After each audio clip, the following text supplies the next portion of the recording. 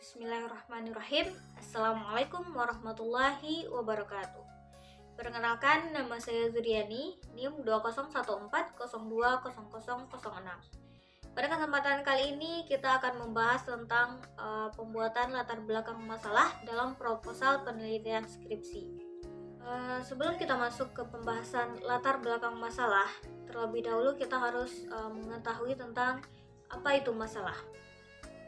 Masalah itu adalah suatu kesenjangan yang terjadi antara teori-teori yang kita pelajari atau teori-teori yang tertulis di dalam buku pembelajaran dengan fakta-fakta yang terjadi di lapangan.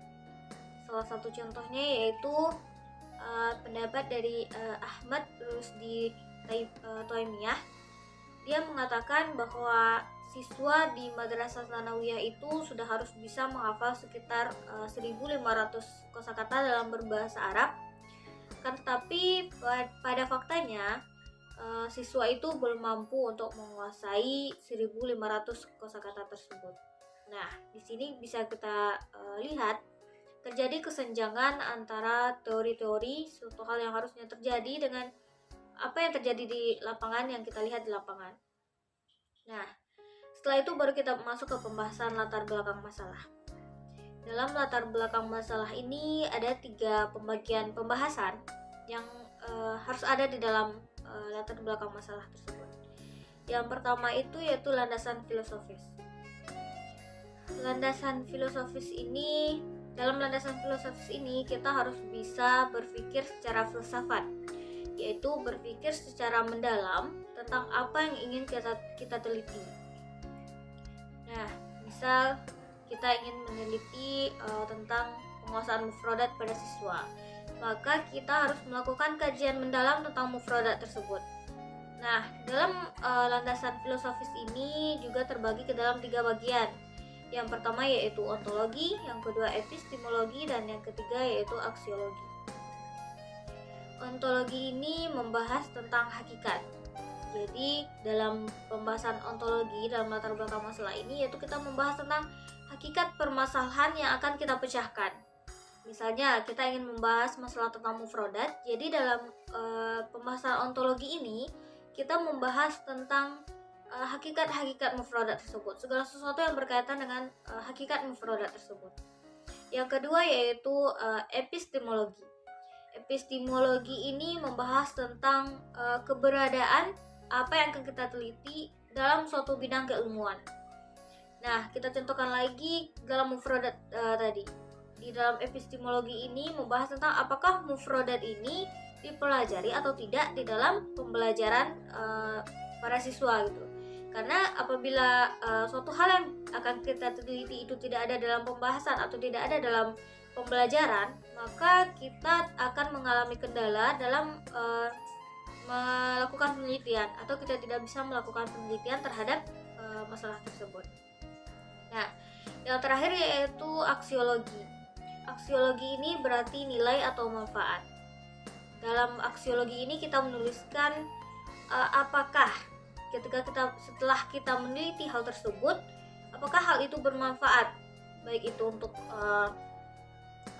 lingkungan sekitar tempat kita meneliti atau bisa bermanfaat bagi seluruh bidang pendidikan gitu, bidang pendidikan yang berkaitan dengan masalah yang kita bahas. Nah, setelah kita membahas tentang landasan filosofis, setelah kita menemukan titik masalah di landasan filosofis, kita masuk ke landasan teoritis. Landasan teoritis ini berisi tentang apa yang akan kita tawarkan untuk menyelesaikan masalah tersebut. Setelah kita menemukan titik masalahnya, apa masalahnya, lalu kita akan masuk ke landasan teoritis ini. Kita akan memaparkan tentang suatu hal yang kita tawarkan untuk menyelesaikan masalah tersebut. Misal, tadi kita sudah menemukan dalam landasan filosofisnya itu ada masalah di dalam mufradat, dalam penguasaan mufradat siswa.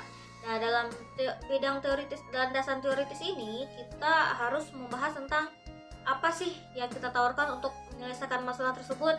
Misalnya kita menawarkan untuk menggunakan mungkin media atau mungkin metode.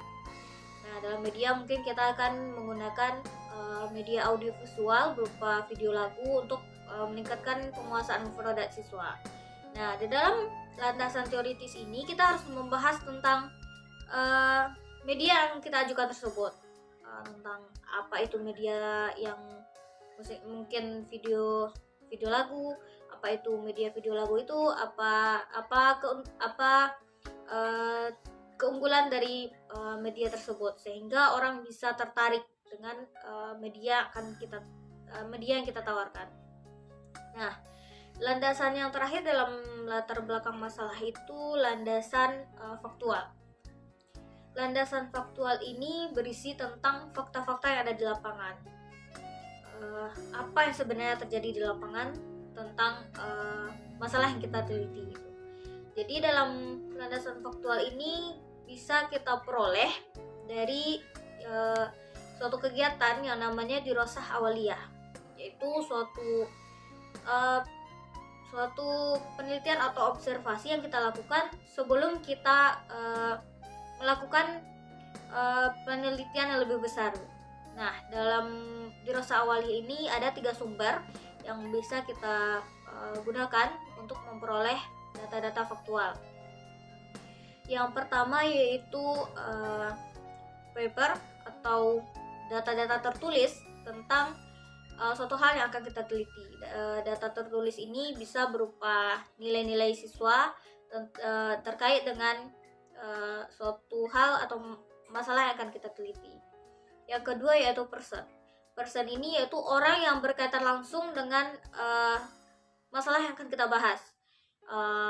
Hal ini bisa siswa yang belajar langsung tentang masalah yang akan kita bahas, atau guru yang mengajarkan tentang materi tersebut. Nah, yang ketiga yaitu place. Place ini yaitu tempat kita akan melakukan penelitian. Tempat kita melakukan penelitian ini harus dipertimbangkan secara matang. Apakah tempat ini bisa kita kunjungi untuk melakukan penelitian? Apakah ada akses untuk pergi ke tempat tersebut? Apakah ada biaya, ada izin dari orang tua untuk pergi ke tempat tersebut? Nah, itu harus kita pertimbangkan secara matang.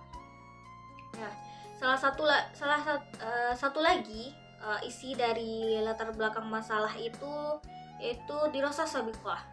Dirosah sabiqah ini adalah studi yang membandingkan antara penelitian yang akan kita lakukan dengan penelitian yang telah dilakukan oleh orang lain sebelumnya.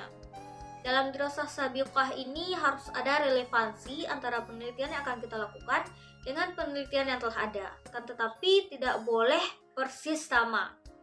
Nah, misal kita akan membahas tentang masalah mufradat dengan media audiovisual berupa video lagu. Nah, kita harus melihat penelitian sebelumnya yang menggunakan media tersebut. Akan tetapi harus ada perbedaan, yaitu misalnya dari tempat penelitian. Nah, apabila tempat penelitian beda, maka hasil dari penelitian itu juga akan berbeda, karena objek yang kita teliti tentu akan sangat berbeda. Nah, yang terakhir yaitu pemilihan judul. Pemilihan judul ini diambil dari hal-hal yang kita telah bahas sebelumnya. Kita ambil dari landasan filosofis dan landasan teoritis. Misalnya dalam landasan filosofis tadi kita telah menemukan masalahnya itu di mufradat. Nah, dalam landasan teoritis kita telah mengajukan atau menawarkan untuk menggunakan media audiovisual berupa video lagu. Nah, di dalam judul kita cantumkan apa masalah yang akan kita bahas, apa media yang kita tawarkan, atau apa solusi yang kita tawarkan, dan di mana kita mau melakukan penelitian tersebut. Sebagai contoh, misalnya kita menggunakan media audiovisual berupa video lagu dan masalahnya itu mufradat, maka kita buat dan selanjutnya kita akan melakukan misalnya penelitian di Madrasah Aliyah Negeri 1.